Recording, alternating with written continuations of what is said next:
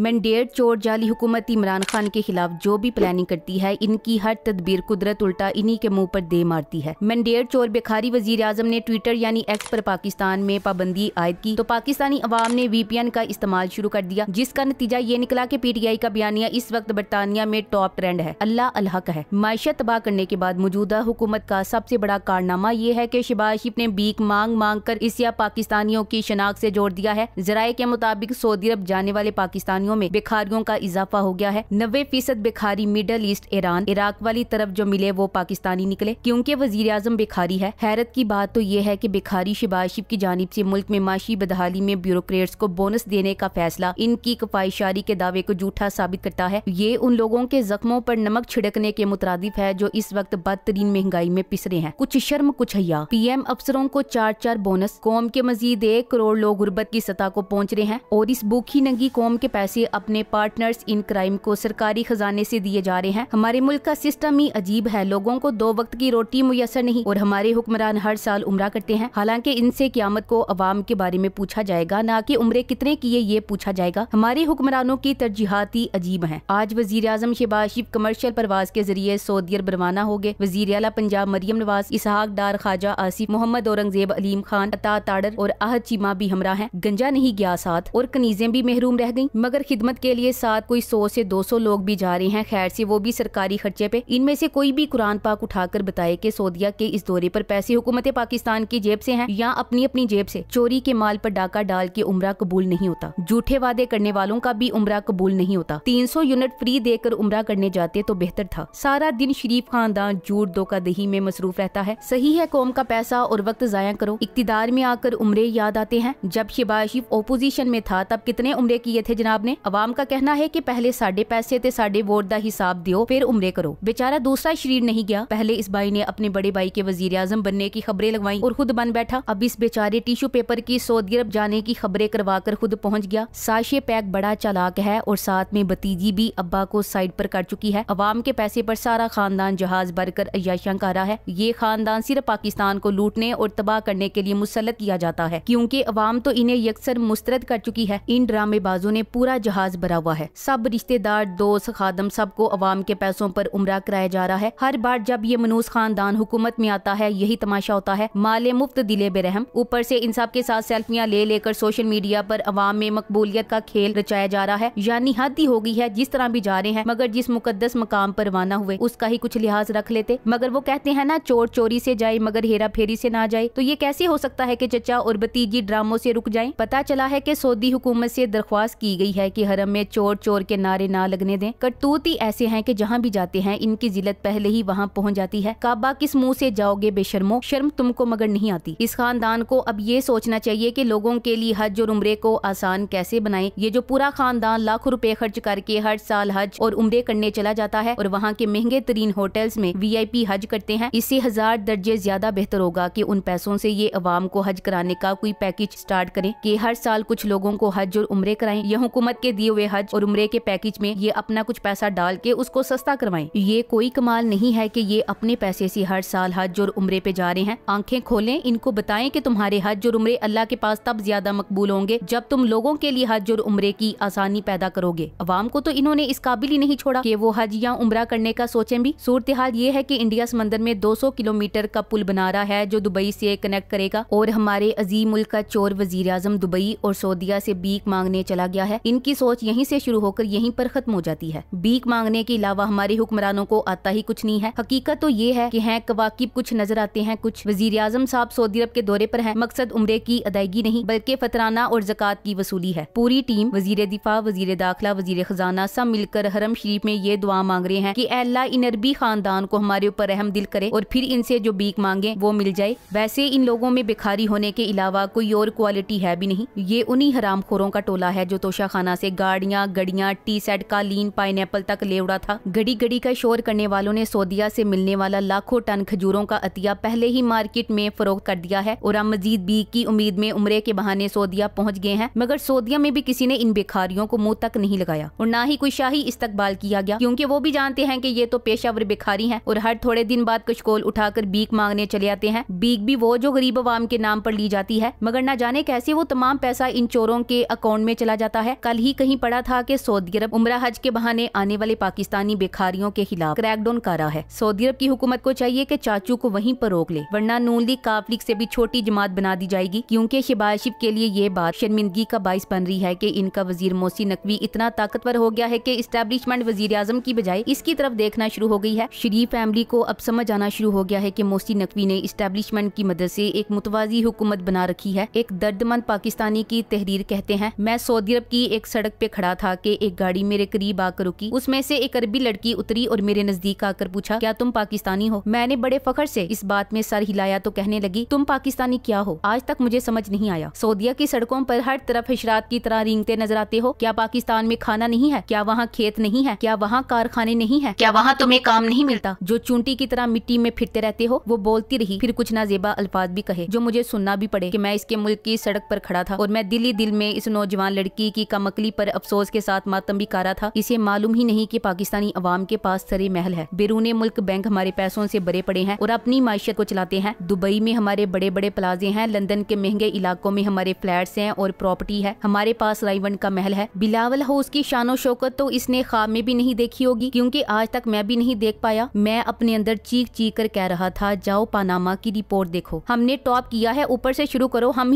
नजर आएंगे। हमारे मुल्क के तमाम वज़रा अपनी वजारतों के अलावा भी खिदमत सर अंजाम देते हैं। हमारे सियासतदान अरबपति हैं। हमारी अदालतों में हमारे काजी अपनी मर्जी के फैसले सुनाते हैं। तुम्हें क्या पता थर के कहरजदा इलाके में बिलावल साहब अंग्रेजी और उर्दू में अपनी राया का हाल पूछते हैं, जो कभी स्कूल गए ही नहीं और जिन्हें सिंधी के अलावा कोई जुबान समझ नहीं आती। तुम हमारी जदीद टेक्नोलॉजी क्या जानो? हमारा वजीर आजम दिल के ऑपरेशन के फौरी बाद सूट पहनकर बगैर सहारे सीढ़ियाँ उतरता है। तुम जदीद टेक्नोलॉजी के टी से भी वाकिफ नहीं। तुम हमारी शानो शौकत देखो। शरीफ फैमिली का बच्चा पंजाब में अतवार बाजार का दौरा हेलीकॉप्टर पर करता है। नीचे 20 गाड़ियाँ उसकी हिफाजत के लिए अलग मौजूद होती हैं। तुम क्या जानो पाकिस्तानियों की मोहब्बत? हमने आज तक भुट्टो को मरने नहीं दिया। हम अल्लाह और रसूल की उतनी नहीं मानते जितनी पूजा अपने सियासतदानों की करते हैं। हम एतकाफ में बैठकर जनसी इबादत करते हैं। तुम हमें कीड़े मकोड़े कहती हो? क्या तुम जानती हो हमारे ताकतवर रिटायर होने के बाद भी रिटायर्ड नहीं होते? हमारे असातिज़ा और दीगर सिविलियन रिटायर होने के बाद बैंक के बाहर अपने जिंदा होने का सर्टिफिकेट लिए खड़े होते हैं कि हम जिंदा हैं, हमें 500 रुपए पेंशन दो। क्या तुम जानती हो कि हमारी एहतसाब अदालतें 40 करोड़ की करप्शन पर 2 करोड़ लेकर केस बंद कर देती हैं और 50 करोड़ से कम करप्शन पर कोई भी नहीं पूछता? तुम क्या जानो अशराफिया के लिए हमारी अदालतें छुट्टी वाले दिन भी खुली होती हैं। हमारी हर गली में 6-7 मसाजिद होती हैं और सरकारी स्कूल कोई नहीं। अगर हमने यूनिवर्सिटी बनाने के लिए सोचा तो तुम सऊदीया वाले हमारे यहाँ तालीम हासिल करने के लिए हमारे मुल्क के वीजे के लिए लाइन में खड़े नजर आओगे। हमारे यहाँ खालिस इस्लामी शहद मिलता है। हम ये सोचकर नए स्कूल नहीं बनाते कि अकल में हम बहुत जरखेज हैं, जब हम अनपढ़ होकर इतने ज़हीन हैं। अगर मजीद तालीम हासिल कर ली तो दुनिया के बाकी ममालिक की अवाम की हक तलफी होगी। दिल्ली दिल में इसे कई बातें मैंने सुना डाली, फिर यूं महसूस हुआ कि जैसे अंदर कुछ टूट सा गया हो। मेरे दिल की धड़कनें बेतरतीब सी हो गईं और आंखों में जो नमी थी शायद मौसम का असर था। सख्त लू चल रही थी मगर मैं उसकी आंखों में बड़ी हकारत देखकर बर्फ बन चुका था। Thanks for watching. Allah Hafiz.